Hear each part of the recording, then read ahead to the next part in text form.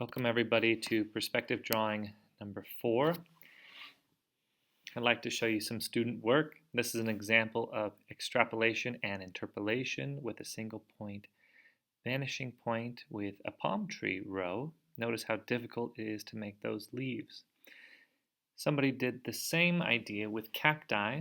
I would advise you, when you decide what you want to do in single point perspective in a single row, choose something simple. Here is what we have done already. You're going to do the same, but this time you're going to bring it to life in a real life picture.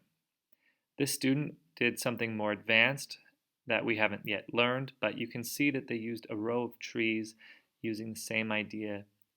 The simpler you can be, the easier it is to make something that actually looks accurate in perspective. This person used a fence and did fence posts in perspective and then added a tree line and a scene around that to bring it to life. And notice they also made shadows as well. So here's what your page is going to look like when you set it up.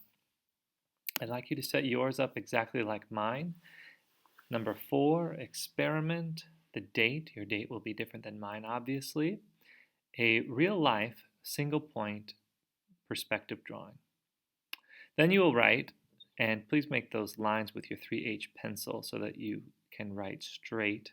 Above is my attempt to render or make a simple, quote, realistic, unquote, looking drawing using the tools and techniques I have learned thus far in this block.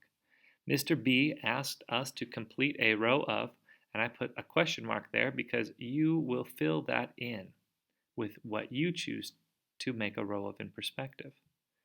In perspective, using vanishing point, interpolation, and extrapolation. This is my attempt at making a row of, and again you will fill that blank in perspective. I'd like for this drawing to please be in color.